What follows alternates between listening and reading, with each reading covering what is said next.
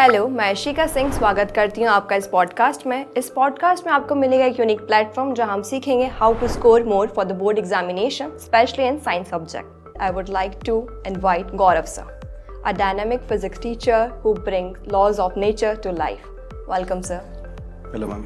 So, sir, my first question to you is, as we all know, education is an important part of life, but so do sports also. So, sports एक बच्चे के overall development में कैसे participate करता है? Ma'am, sports जिस तरीके से स्टडी इम्पॉर्टेंट है, same as it is sports भी बहुत ज़्यादा इम्पॉर्टेंट है ना। Through sports we can learn how to deal with the setback and failures and bounce back from challenges. Sports से हमें टीम वर्क के थ्रू हम कैसे अपने गोल को अचीव कर सकते हैं वो हमें पता पड़ता है। स्पोर्ट्स के थ्रू आपको में लीडरशिप क्वालिटी जो बोलते हैं वो डेवलप होती है। तो और एक बहुत बड़ी बात ये होती है कि जब बच्चा पढ़ते पढ़ते बहुत ज़्यादा उसका माइंड स्ट्रेस में आ जाता है, तो जो स्पोर्ट्स होता है या अदर एक्टिविटीज़ होती हैं वो क्या करती है, माइंड को रिफ्रेश करने का काम करती है। तो जितना आपका माइंड रिफ्रेश होगा या जितना माइंड आपका फ्रेश होगा उतना ही आपका स्टडी में मन ज़्यादा लगेगा। आपकी जो न्यूमेरिकल हैं वो उतनी ही अच्छे से सॉल्व हो पाएंगे, उनको स्टेप बाय स्टेप आप सॉल्व कर पाएंगे। तो मेरा मानना ऐसा है कि बच्चे को ऐसा नहीं है कि स्टडी में ही पूरा टाइम देना चाहिए। स्पोर्ट्स भी बहुत ज़्यादा इंपॉर्टेंट है लाइफ में ओवरऑल डेवलपमेंट के लिए। बिल्कुल sir, definitely. So sir, my next question to you is, जैसे कि बच्चे को फिजिक्स बहुत डिफिकल्ट सब्जेक्ट लगता है, तो उस कॉम्प्लेक्सिटी को कैसे सॉल्व किया जा सकता है?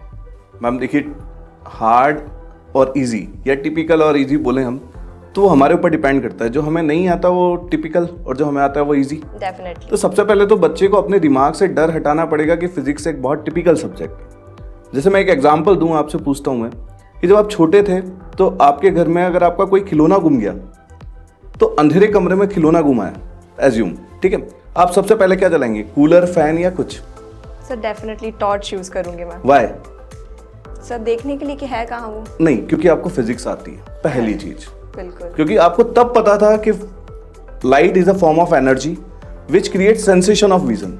तो ये चीज आपको बचपन से पता है। तो हमें बच्चे को पहले तो ये समझना होगा कि फिजिक्स बहुत इंटरेस्टिंग सब्जेक्ट है, बट हमें उसको डेली लाइफ से रिलेट करना आना चाहिए। हम अपने आसपास जो भी चीज देख रहे हैं वो सब फिजिक्स है, समझ रहे हैं? आप कुछ भी चीज देखोगे उसमें कहीं ना कहीं कुछ ना कुछ, आपके फ्रूटी पीने में, आप फ्रूटी पीते हो उसमें भी कहीं ना कहीं फिजिक्स है। तो बच्चे को ये पहले फील करना पड़ेगा कि physics is not a hard subject, क्योंकि जब तक ये डर रहेगा तब तक फिजिक्स टफ रहेगी। सर बहुत ही अच्छा और क्रिएटिव एग्जांपल दिया है आपने। तो सर अकॉर्डिंग टू दैट मेरा नेक्स्ट क्वेश्चन ये है कि बच्चा अगर आगे भी बढ़ जाता है, ड्यूरिंग क्वेश्चन उसको कुछ डिफिकल्टी आ रही है, कॉम्प्लेक्स टेक्निक्स यूज़ करनी पड़ रही है, तो वो उसको कैसे ओवरकम करे जो एग्जाम में उसको बेटरमेंट के लिए हेल्प करे? मैम देखिए, पहले तो क्या होता है, बच्चा फिजिक्स में अगर सबसे बड़ी बात करूँ तो बच्चा डरता है न्यूमेरिकल से। बिल्कुल। और न्यूमेरिकल से डरने का रीज़न है क्योंकि उसके पढ़ने का तरीका सही नहीं।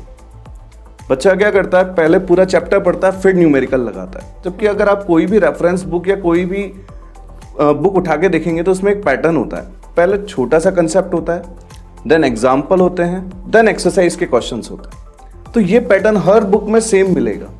ऐसा क्यों है? क्योंकि आपको पहले एक कंसेप्ट सिखाया गया, उस कंसेप्ट के ऊपर आपको प्रैक्टिस करने के लिए एग्जाम्पल दिए गए। एग्जाम्पल इसलिए दिए जाते हैं क्योंकि कोई भी पर्सन जो है एक बार में किसी चीज को कैच नहीं कर पाता, तो वो कितना हद तक उसको समझ पाया है, इसलिए एग्जाम्पल सॉल्यूशन फॉर्म में होता है। जब वो एग्जाम्पल दिखता है, जहां रुक जाए वहां एग्जाम्पल का सॉल्यूशन देख ले and then move to the questions. तो पैटर्न चेंज करना पड़ेगा हमें, क्वेश्चन को पढ़ने के तरीके को चेंज करना पड़ेगा। हम क्वेश्चन ऐसे पढ़ते हैं फिजिक्स के जैसे हम कोई दशहरे पे निबंध पढ़ रहे हो, तो ये चीज़ें चेंज करनी पड़ेगी हमें। So sir thank you so much. तो ये कंक्लूड कर सकते हैं अपन कि physics is a part of life. बच्चे से लेकर बड़ों तक फिजिक्स बहुत काम आता है। तो इतने ब्यूटीफुली इसको कंक्लूड करने के लिए thank you so much. Thank you ma'am.